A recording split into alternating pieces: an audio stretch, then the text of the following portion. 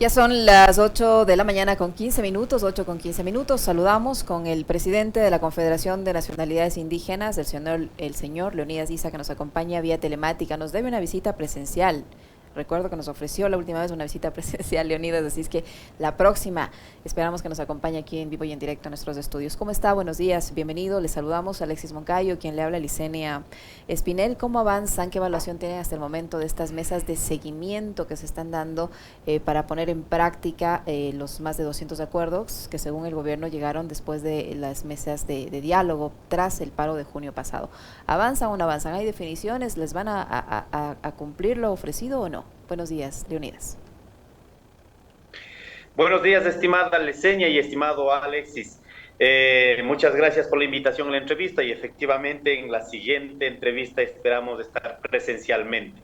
Estamos en la planificación de la asamblea del día de mañana, por lo tanto andamos con los tiempos muy ajustados.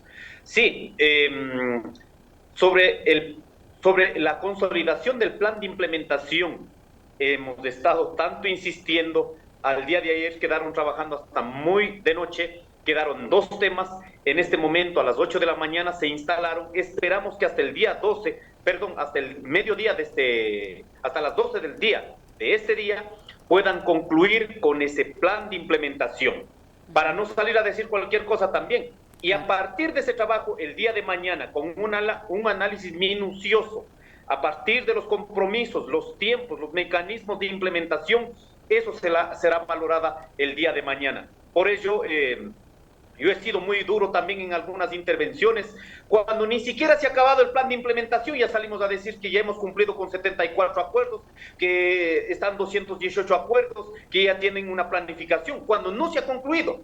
Y por ello, nosotros, al menos en los días anteriores, habíamos llamado sobre todo a la Conferencia Episcopal Ecuatoriana que garantice este plan de implementación, que no nos deje votado allí, de la cual el padre Fernando ha quedado a la cabeza. Él está acompañando en este proceso. Hay delegaciones del gobierno, hay delegaciones de las organizaciones y esperamos hasta el día de hoy, al mediodía, ya finalice el plan de implementación y no salir a decir lo que no está resuelto ni acordado entre todos.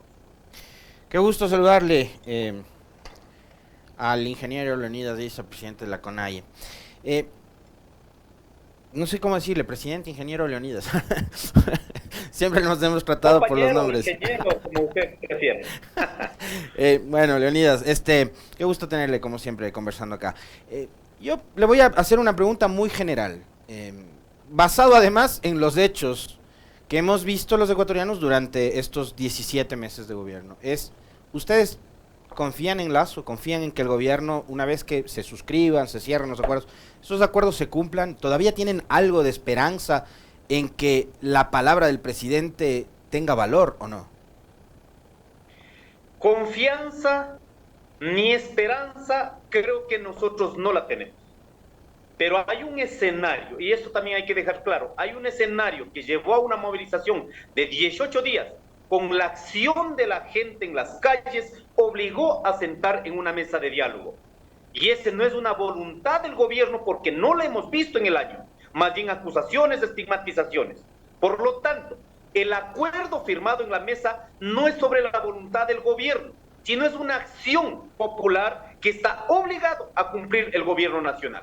Por lo tanto, de lo que él realmente con su palabra, que no ha podido resolver muchos problemas y que incluso nos ha agredido, es su palabra, es su decisión, en este caso sobre el plan de implementación. Por eso yo no quiero agotar ya, en este caso, los esfuerzos de qué temas más se pueden resolver. Ahora lo que nosotros hemos dicho, debe haber un seguimiento, lo que se comprometió en esos 18 días, incluso nos acusó que nosotros somos anarquistas, no queremos la democracia y todo aquello. Y en el momento que sentamos, en este caso, por un problema que ellos mismos suscitaron ese día lunes, rompió nuevamente esa mesa de diálogo. Nosotros insistimos con la conferencia, necesitamos que se garantice el diálogo. Entonces, para en este momento tener un plan de implementación de esos acuerdos, no es por la voluntad ni la confianza de lo que ha tenido el gobierno nacional, sino por una acción popular que está obligado en la mesa y que prácticamente en este momento ya depende en la mesa, si cumplir o no cumplir, y ahí sí nosotros tendremos la potestad de decir, en ese porcentaje, en tantos meses, en tanto tiempo, ¿ha cumplido o no ha cumplido?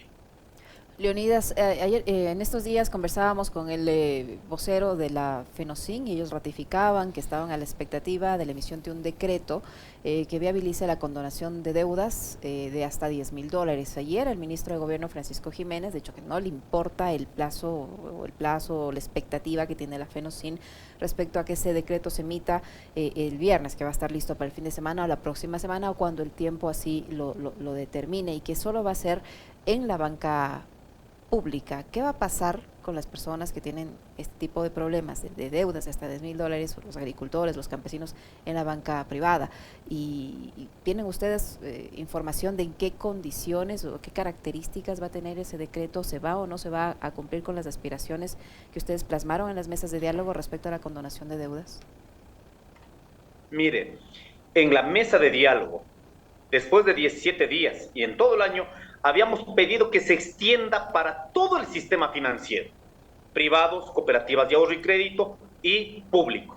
Pero sin embargo, ya en la mesa de alivio financiero quedó limitada, ya en el acuerdo firmado en la mesa, que va desde enero 2020, inicio de pandemia, hasta diciembre 2022. O sea, el lapso de ese tiempo en la resolución que está en la mesa de acuerdo de alivio financiero está para estos 2 años. Allí habíamos puesto, ya en el detallando, en el sector público, la condonación de la deuda hasta $3,000, pero dejando allí en el acuerdo que debe cumplir con lo que con lo que da la potestad de la ley, hasta $10,000. Y en este momento lo que se está recurriendo es a esa ley y que tiene que inmediatamente pragmatizarla, que es hasta $10,000. Aquí está limitado. Es únicamente para el sector público. Para el sector privado y las cooperativas de ahorro y crédito vamos a seguir insistiendo, porque resuelto en el sector público, que es muy limitado también, hay millones de familias que son de escasos recursos económicos por la pandemia, por la coyuntura económica, realmente sus iniciativas económicas están partidas. Por lo tanto, eso se tiene que resolver. Vamos a seguir insistiendo porque en esta resolución no extiende al sector ni privado ni a las cooperativas de ahorro y crédito. Y quiero dejar aquí claro, nosotros no hemos pedido que regalen,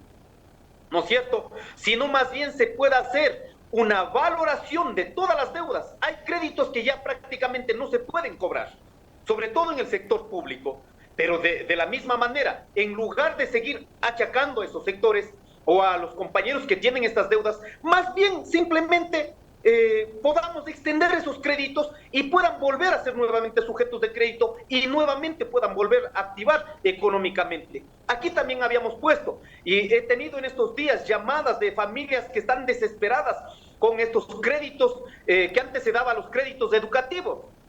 Resulta que muchos de los jóvenes ya profesionales, después de 6 años de educarse, ahora van a buscar una plaza de trabajo. No hay trabajo, pero están obligados a pagar esa beca, por la cual esas deudas creemos importantes del sector público y se tiene que mirar con absoluta responsabilidad, porque son jóvenes profesionales, no es que no quieren trabajar, no hay trabajo, pero no puede ser que en este caso los créditos de estas becas estén generando también condiciones muy adversas para mantener las familias de manera interna.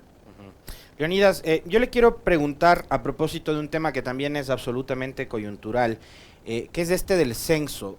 Los pueblos, nacionalidades, las poblaciones de los sectores rurales han hecho públicas sus preocupaciones con respecto de la información que se está recabando, cómo se la utilizaría además posteriormente, porque hay una serie de comentarios y de dudas que se han generado por cómo se ha llevado adelante este proceso de censo, y entiendo que usted como presidente de la CONAIE ha mantenido una serie de reuniones con los directivos del INEC.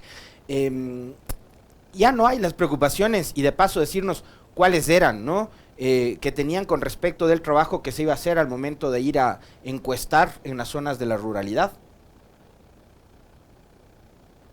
Bueno, sobre el tema del INE, para no quedar solo en la denuncia, que veo a algunos compañeros, nos hemos metido de cabeza allí para exigir, insistir, lo que tiene que contar en este 8º censo de población de vivienda y también el primero de comunidades.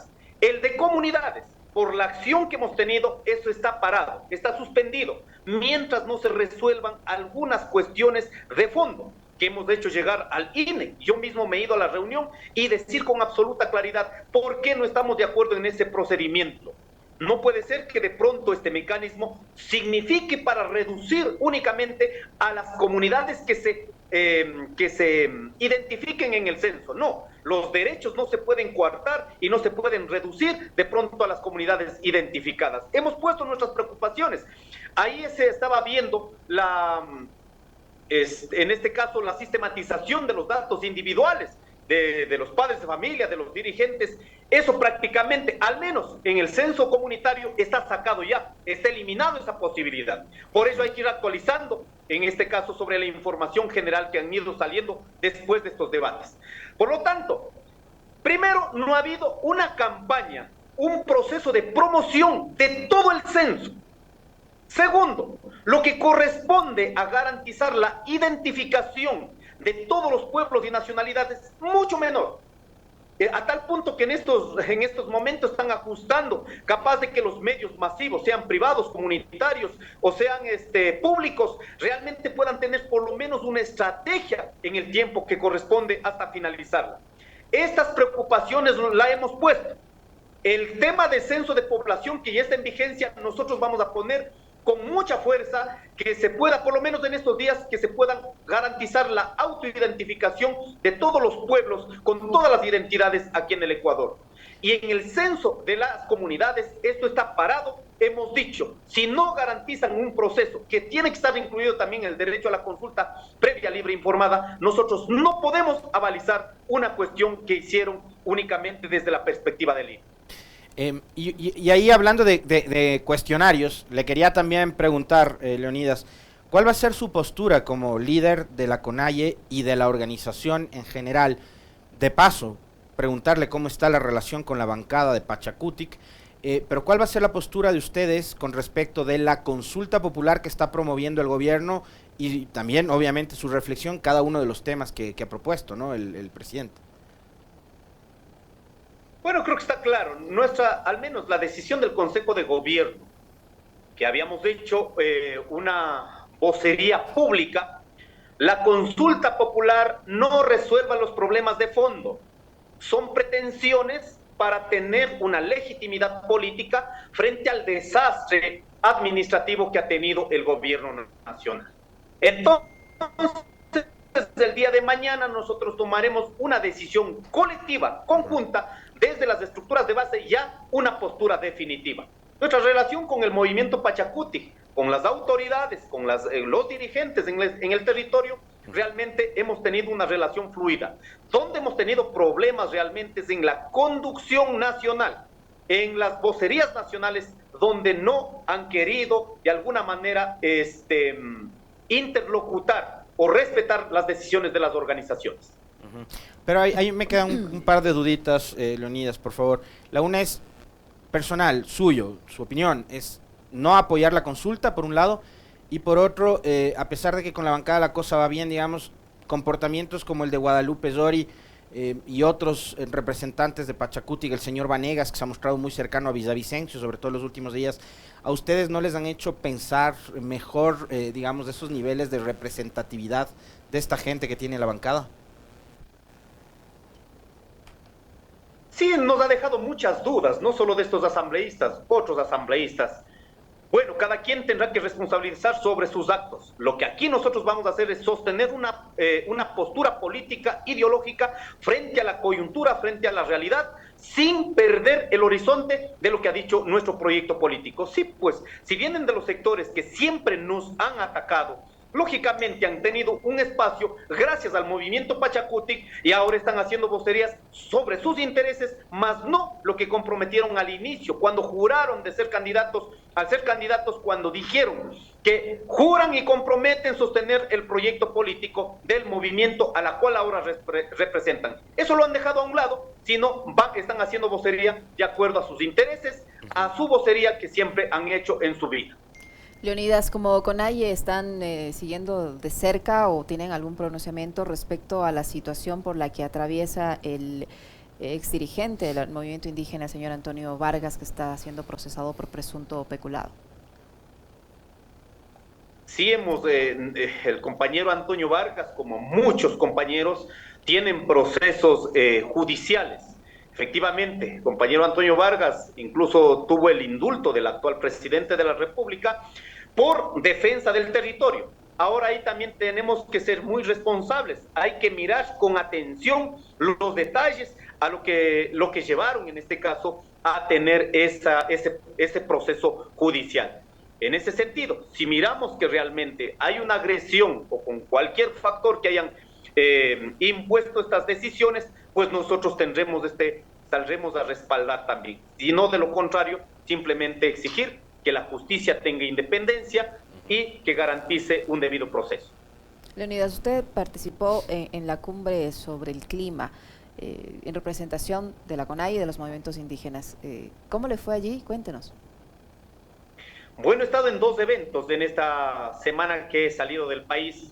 El día lunes 7 de noviembre participamos en el examen periódico universal de las Naciones Unidas, donde evalúa a todos los estados en el mundo cómo están yendo o aplicando las preocupaciones en los años anteriores que ya dijeron, hace 3 años. En este caso, hace 3 años participó en la evaluación periódica, en este caso el Estado ecuatoriano. De ahí hasta acá, ¿cuánto han avanzado o no han avanzado? Esto fue en Ginebra, de la cual muy sorprendido cuando incluso a una compañera indígena de Secretaría de Pueblos pusieron a hablar que todo estaba casi estamos en el paraíso los pueblos indígenas en el Ecuador. Eso dijo la vocería del Estado ecuatoriano, muy preocupados con esta situación.